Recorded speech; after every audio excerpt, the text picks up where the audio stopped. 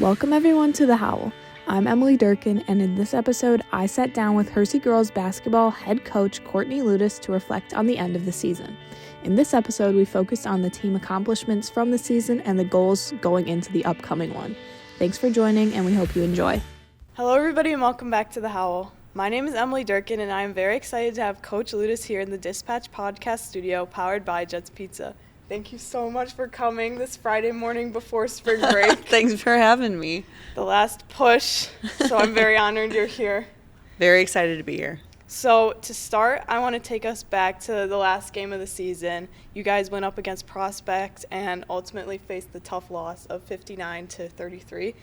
Now, it's not the first time you guys faced Prospect this season, and as they've been a significant rival throughout the season. Was there something about that Prospect team that they did well that made these matchups more difficult for you guys? You know, they were much improved from last year, and they had a really good season, and I really did think heading into that game that we could get them. I thought like we were playing really well. I thought we were in a good place. And a lot of it was us. We didn't do what we needed to do ultimately to win that game, but they also played really well. They shot the ball really well. Zoe Black on their team had a really good game from three, and they were just better that night. Mm-hmm. What was your message to the team in the locker room after the game? You know, that's the worst speech that you have to give every year is the after the last loss. And you always need to focus on the positive, even when we know we didn't play well, and you can't focus on that. You focus on the success that we had this season. We focus on all the contributions of our seniors and how much they did for our program. And we just talk about what a good time we had together and how much we grew throughout the season. Mm-hmm. So when looking back on the season, do you feel that the team accomplished all of the goals you guys set? Probably not all the goals. We did not win the East this year. Prospect was really, really good, so credit to them for that. But we got second in the East. Obviously, that's always a goal. And then we did win our regional, which is obviously a good accomplishment. Would have liked to have played for a sectional championship. But I feel like we say at the beginning of the year, the only thing we can ask from you guys is that we get better every day, we continue to grow, and we work. And we definitely did those things. Yeah. So starting off the season, there were a lot of players filling new roles. Do you feel like that was more of an advantage or a disadvantage?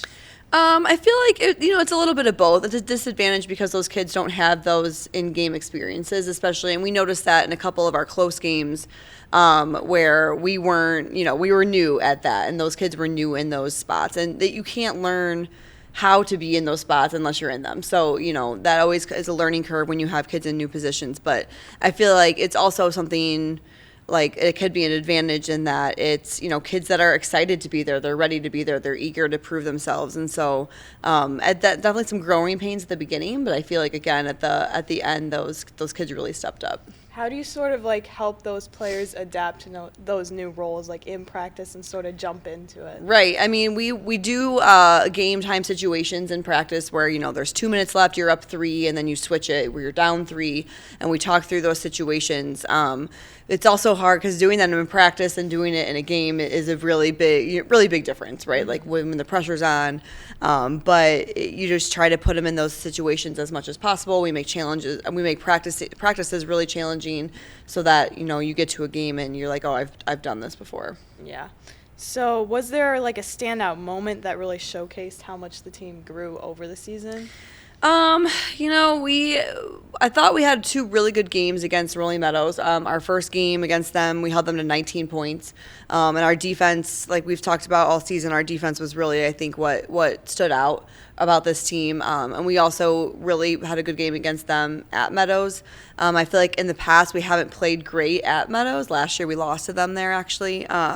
So I feel like that was growth. And I feel like our regional championship game against Barrington, we played them earlier in the year, won by 14, and then we were up 30 at halftime against them in the regional championship. And I feel like having a tangible, team that you played earlier, team that you played later, it's like a tangible, showcase of how far you've grown. How have you seen the team sort of change this season, whether it's skill-wise or just like the dynamic? Sure. I think last year we had Annika Manthe, and we always knew that we could go to Annika for a score. And I feel like it was important this year that we had multiple people who could do that. And we had in our Barrington game, we had I think 4 or 5 people in double figures. So I feel like that made us hard to guard in that we didn't have that one go-to player. You know, we had Kate, who was always dependable. We had Sadie. We had Kiki, who you could always count on, but another team couldn't just guard one of them. And I feel like that was big for us. How do you, as a coach, help build the successful team dynamic, and how is that different from building it last year with those players to this year? For sure. I feel like last year was interesting because it was my first year. I was taking over a program that had been very successful with kids that had been coached by another coach. And no matter, whatever your opinions are, it's different. Change is hard. And I feel like it took us, at least half the season to adjust to that. But I feel like this year the kids knew me, they knew my expectations, and they knew each other more. We had a lot of kids returning with some newcomers thrown in there. So I feel like every year you just have to kind of get the team focused on the team first and not individual accomplishments. That's a big thing with me, the team over myself, and just playing for each other and building that camaraderie and wanting to succeed for your teammates. Mm-hmm. So what was the most challenging part of this season? I always go back to that we had a week in January. Our season's long, and in the middle of January is hard, even if you're winning. And we had a week in January where we played 4 games, and 3 of which were really good opponents. We played Waubonsie Valley, who lost 1 game in the regular season. We played Prospect, and then we played Glenbrook South.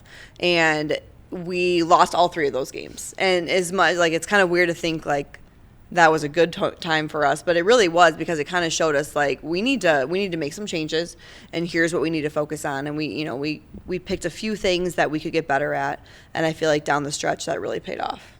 Yeah. So how did you guys sort of take that week and sort of jump into that different mindset of, we need to improve on this? Yeah, our biggest thing was we weren't being aggressive enough on offense. Our defense was always going to be there, and you want that, right? You always want your defense to be your constant, but we weren't being aggressive. We weren't stepping up, and like you said, or like I said before, we didn't have that one go-to player that we could always count on. Be like, okay, Annika, score for us. So everybody had to know that I need to go do that. And so we talked about, our phrase was getting into bodies, not shying away from contact, not settling for jumpers, going at teams. And Glenbrook South did that to us, got us in foul trouble, got us back on our heels. And it was kind of like a why can't we do that moment of we're definitely capable of that. And that was something that we focused on for the rest of the season. What are you most proud of from this season? I talk a lot about growth. If you are the same team that you were in November, in March, then you didn't do your job. And I feel like if you looked at us at our Thanksgiving tournament versus our, regional championship, that was a completely different team. And it takes some growing pains. It takes some time to get used to those different roles and all those, the pressure of taking on a bigger role. Like Sadie Marks last year just got to play behind Annika, and it was great. But she really had to take on that number 1 post role. And I feel like if you can just continue to get better throughout a season, continue to work hard, then that makes any season successful. Do you have a favorite memory from this season? Oh man, that's hard. One was early on. We played Libertyville, who ended up being a sectional final team. I think they lost 6 or 7 games the entire season, and we beat them in overtime in Thanksgiving. That was a really big win for us. And I think that just winning a regional with that group of kids and going out for ice cream afterwards and just seeing them super excited and proud, that was a good moment for me. Looking forward to next school year, is there anything from this season that you want to try and bring into the upcoming one? We're going to continue to coach defense hard. I have some ideas that I want to change up because we're losing Kiki Kraft, who is probably our number 1 defender. So there's different things you can do on defense to kind of spread the wealth a little bit that I have. So I have some ideas that I really want to try this summer. I'm excited to get in the gym with them again, and some of our younger kids. We had 3 freshmen and 2 sophomores on our team this year that all played significant minutes. So I feel like just giving them another year of experience, more confidence, I'm excited about next year. Is there any specific things other than defense, like we said, that you would like to focus on? I mean, yeah, we definitely need to improve on the offensive end. We're going to continue to play fast. We kind of have to like look at our personnel and see what kind of stuff we want to run on offense. But any team, as long as you play hard and you defend, then I feel like you can go up against any team in the state. And what have you encouraged for the off-season preparations for those returning players? Yeah, we've already talked to them about the importance of being at summer camp. Camp is 3 weeks long, and we go to a bunch of different tournaments. It's really important to play together. I always like to say that I like to leave a summer knowing what we need to get better at and what type of team we're going to be. And sometimes that's hard when your kids play a lot of different sports. So hopefully we can get, our core group at everything this summer. We also talked about getting in the weight room and lifting and getting stronger. I think that's the next step forward for this group. And lastly, I know it's a long ways away, but have you started to come up with any goals for the 2025-2026? This year's going to be interesting because they're realigning our conference. So it's going to be, the top 6 teams versus the not top 6 teams. And so our conference is about to get a lot harder. Every single conference game is going to be a challenge because we're going to have Friend, we're going to have Prospect, we're going to have Meadows, we're going to have, Barrington. So it's going to be not as many easier conference games. So it's going to, the goal is always to win conference. It's going to definitely make it more challenging with those teams thrown in there. But I think a 20-win season is always a goal. Well, thank you so much for joining me, Thanks for having me. And that's it for today's show. Thanks to Coach Ludois and our viewers for tuning in. And also thanks to our sponsor, Jets Pizza, right over there on Rand Road. That'll do it for this episode. I'm Emily Durkin. Thanks again, and we'll see you in the next episode.